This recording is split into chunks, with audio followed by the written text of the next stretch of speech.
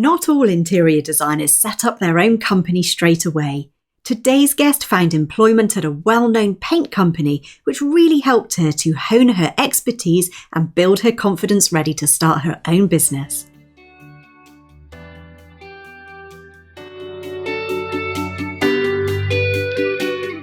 Welcome to the Hubcast, brought to you by the Interior Designers Hub, where we help and support interior designers to get trained, get into the industry, and to grow wildly successful businesses. If you want to work in the field you love, create the lifestyle you desire, and make the money you truly deserve, you're in the right place. I'm your host, Kate Hatherall. Let's get into it. On the Hubcast today, we are talking to Jade Butcher. Hi, Jade. How are you? Hi, Kate. I'm really well, thanks. I'm really excited. Oh, we're really super excited to have you here today and to hear all about your journey into interior design. So tell us a little bit about your business and what you do currently.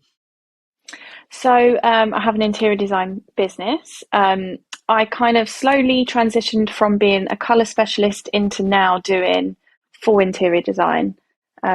All interior design from colour to the whole package, basically, and project management. Amazing. So you do the whole lot, project management as well.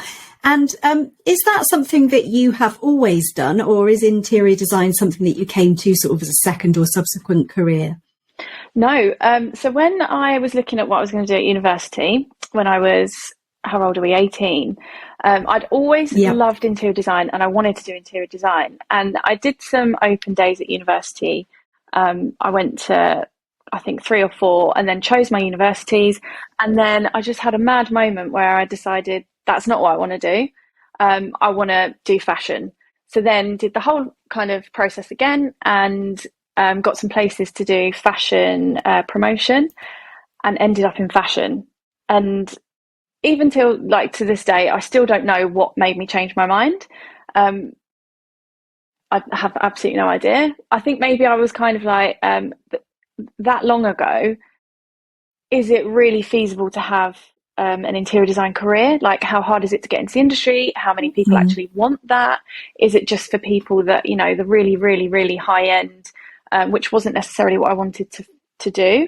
And also, when I went to a lot of the open days, it was kind of more tailored towards exhibition design, which wasn't what I wanted to do. I wanted to do, you know, people's homes, doing all of the nice soft furnishings and things like that. I ended up going down the fashion route, and then ended up as a fashion buyer. Okay, so once you'd studied fashion, you then went into industry and worked for different companies, all to do with fashion. Exactly, yeah. So I was in fashion buying. So basically, kind of like the designing of product, really. So from the designers would give us, this is our autumn kind of trend, and then as buyers we would design with the designers and create a range, and then that would come into the shops. So it was like everything from design to in-store. Oh, I was an online retailer, so online. Amazing. Okay. And so you kind of ventured off down that path and started to build your career in that sort of direction. At what point did you think, oh, I need to shift what I'm doing, and then kind of moved your passion back towards interior design? So when I was doing fashion buying, I knew that I liked elements of it, but I knew that there was something that wasn't quite right, and I didn't fit. I never felt like I fitted, like it was totally me. But obviously, you know, I was there for, I think, 8 years, and it's a job that I was very lucky to get into because it's quite competitive. I think there's a lot of people that would have killed for my job, to be honest, and a lot of people that were quite, you know, envious that it was what I was doing. So it took a lot for me to say, actually, it's a great job, but it's not for me. And I left, had children, and then we relocated from London to Essex to be back where I'm originally from, to be near a family. Right. And it was at that point where I thought I feel like I'm at a bit of a crossroads of my life. I can really change what I'm doing here. I was early 30s. Yes. I think I was 31, 32. So still, not like really, really old, and I've had this career for 30 years, but I was kind of like not really young in my early 20s. And I thought I can really change what I'm doing here. So then I remember just thinking, what do I want to do? I want to do something creative. I really don't know. And I just Googled creative jobs. Sounds really silly. And then interior design came up, and I thought, oh yeah, I like that. And then I thought, is that a thing? Do people need interior designers? Because I'd obviously always done it myself, because I love it. It's a passion. And I think when you do things like that yourself, you forget that other people don't have that within them. Like they don't have the same kind of passions as you. So I started looking into it then, and I thought maybe this is something I could definitely do. Amazing. And it sounds as though you'd almost sort of forgotten that sort of aspect of yourself, that, you even went and Googled it because it wasn't sort of uppermost in your mind that was what you wanted to do. Absolutely. And I think it was because I saw it as, this comes really easy to me. I enjoy doing it, but it never clicked that it could be my career. And over the years, I've had so many kind of like light bulb moments that should have been a light bulb moment, where I should have gone, oh, that maybe this could be a career, where I've had people say, can you come and help me with my home? I've had a estate agent say, which designer did you use? I've had people ask me about, this was years before I'd even realised that a colour consultant was a thing. Can you come and help me choose paint colours in my home? And I'd always said, I'm not qualified for that. You need someone who's qualified. And never thought, oh, maybe I could qualify for that. It never clicked until that moment when I Googled it, which sounds really silly, but amazing. No, not at all. And I've talked about this publicly before as well, about me having light bulb moments, and it taking other people actually to say to me, oh, you should be an interior designer. And it's not until it comes externally sometimes that you actually realise that that's what you should be doing. Yeah, exactly. Yeah.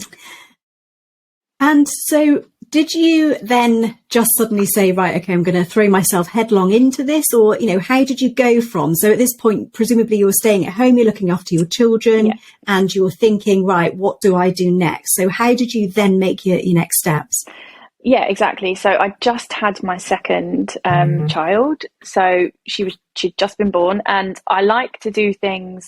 I like to throw myself in. I'm always like, what's next? I'm very quick at kind of making decisions. So once I'd thought this is a thing, I started looking into courses, because I knew that I had a passion and a bit of an eye, but I wanted to learn the process, and just to see if there's things that, I don't necessarily know that I need to know.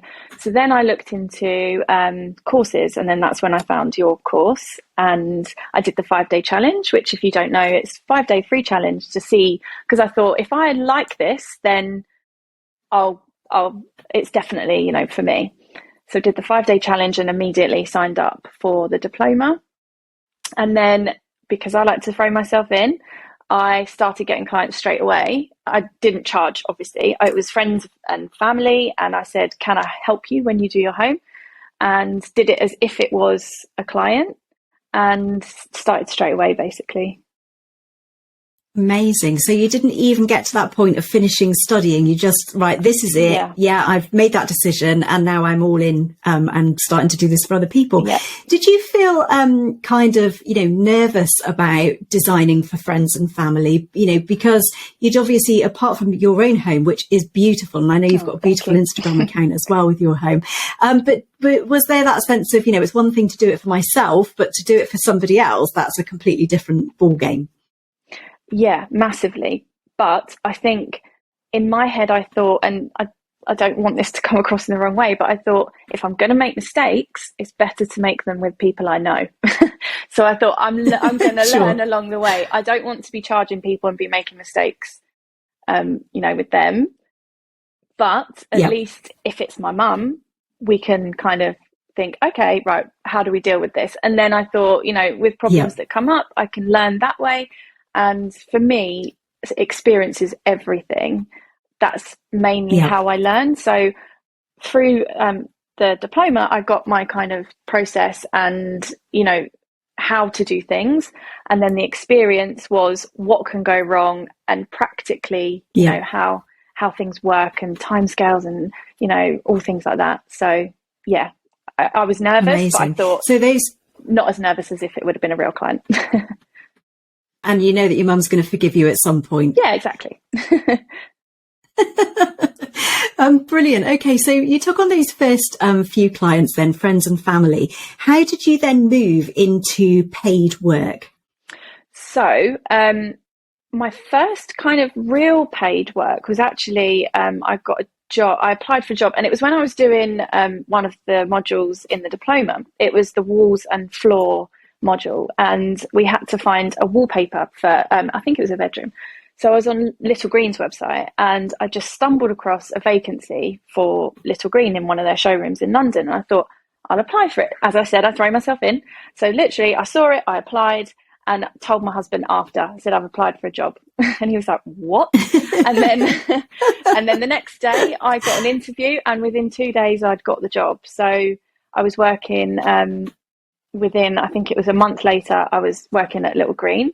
And then that was just showroom level. So I was helping people in the showroom with colour schemes and paint finishes and things like that. And then I was quite quickly promoted to colour consultant, which I still do part-time. And I go basically, so there's a consultant in each showroom. So we've got 5 showrooms now. And we are the ones who go to homes and do video calls to help people come up with colour schemes in their home. So yeah, that was my first kind of paid design. And then through that, I obviously got a lot of experience because I've done hundreds of homes with them now. And then that gave me more confidence, again, working with people who weren't my family and friends. And then started getting my own private work from that as well. Amazing. And did that private work come as a result of the work that you were doing with Little Greene, or was it sort of word of mouth or through other marketing channels? So I do have certain things that come through Little Greene, and Little Greene are very happy about like me, because obviously we only advise paint through them. And then if anybody says, can you advise me on tiles or flooring, they're happy for me to just say, not here, but you can book me privately. So things do come through there. But I get quite a bit through Instagram and word of mouth. And also I've signed up to House as well, which has been pretty good for me. I've got quite a few clients through there as well. Amazing. So you've got all of these kind of different ways that you're getting clients coming into you. Yeah. And I mean, that experience that you've got through Little Greene, it's a lovely kind of segue into going out there on your own, because it takes you from feeling like a novice to really becoming an expert in that particular area. You know, you must know the Little Greene paints inside and out by now. Yeah, absolutely. And it's funny because when I first got the job as consultant, and people would have me at their homes. Obviously, they didn't know that I'd only just got the job. I wouldn't have given that away. But they'd say, we really needed an expert. And I was kind of looking around for the expert thinking, oh, no, that's me. But yeah, I do. I think when I think of before I worked there, I had absolutely no idea about paint finishes and, you know, I had a bit of an understanding about different colours and how they react in different lights and undertones and things. But yeah, now I could tell you what colour would go in what room without even having to go in it, because I know how it reacts to the light and space and different furnishings and things. Amazing. And that product knowledge is just invaluable, to really understand a paint brand that well. Okay, so that's kind of how you got into, doing that kind of work. That's how you got your paid work.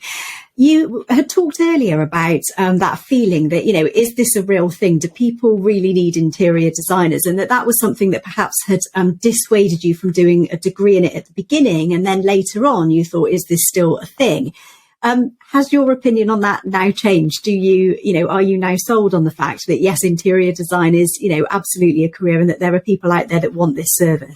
Yeah, definitely. I think that definitely was my main hurdle. And I think when things come naturally to you, you one, expect it comes naturally to everybody, and two, kind of feel bad for making people pay for it. It sounds really silly, but you think, well, that was really easy and I really enjoyed that, and I would do that for free. So I feel bad charging you. So that was probably my two main things. But I've realised, you know, I'm not great at garden design. I don't really venture into the garden, and we have in our old house, we paid for someone to come and landscape the garden, which to them, you know, they're obviously passionate about, they're great at it and probably comes naturally. To me, I have no idea, and I was happy to pay for that service. So obviously there's people out there that are the same with interior design, that it doesn't come naturally, but they want a lovely home that reflects them and that they can come home to and that feels, you know, nice. And yeah, obviously there are people out there because we found them. Absolutely. And, you know, this is one of the things that I hear people say a lot is, you know, oh, who's going to pay me to, you know, decorate their home for them? And I think all of those things that you've hit on there are absolutely right, is that we feel bad about charging for something that we're passionate about, something that we love, something that we do just with our eyes closed and in our sleep because we're so passionate about it.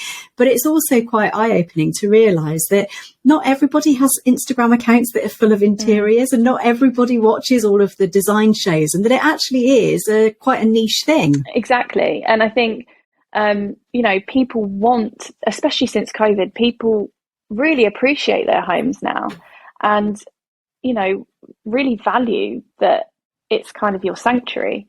And I think it's made people realise that it's really important to have a lovely home. Yeah.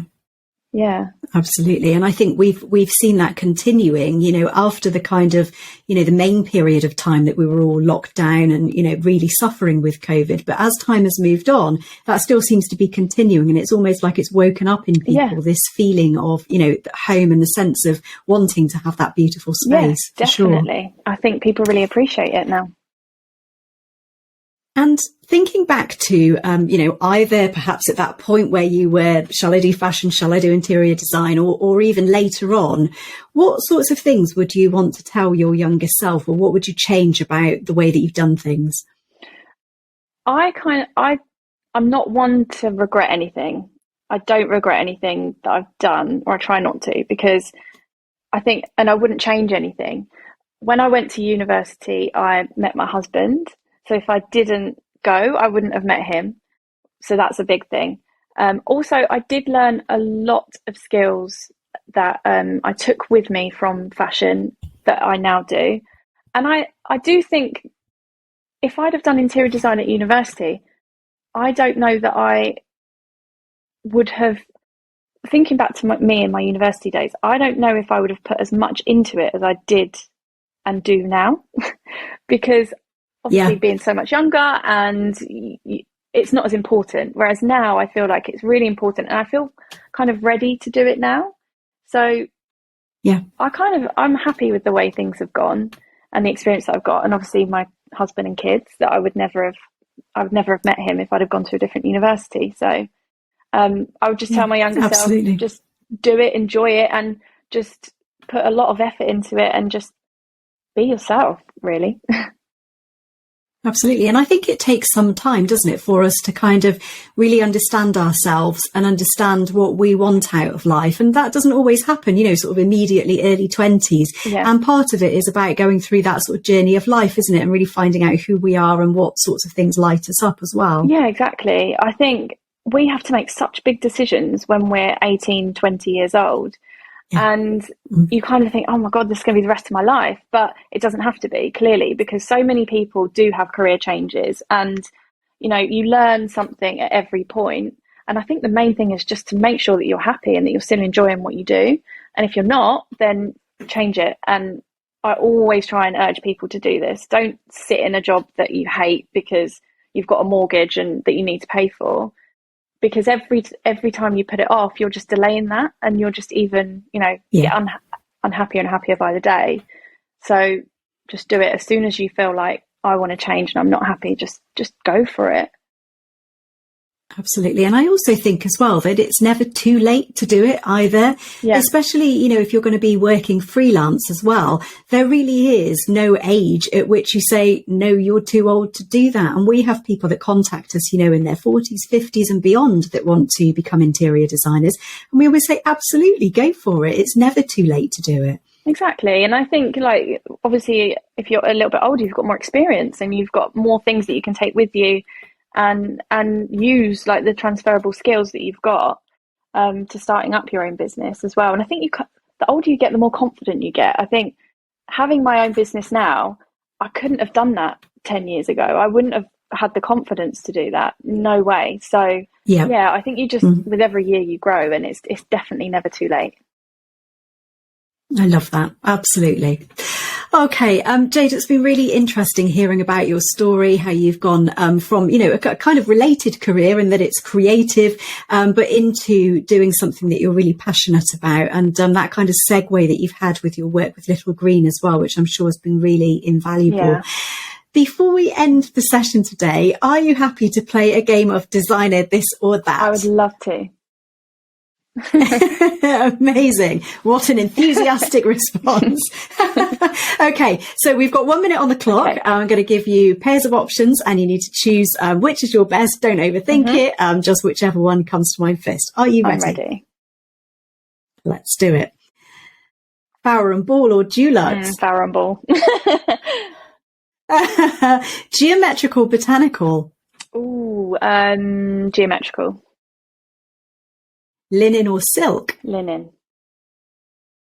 Glam or rustic? Oh, rustic.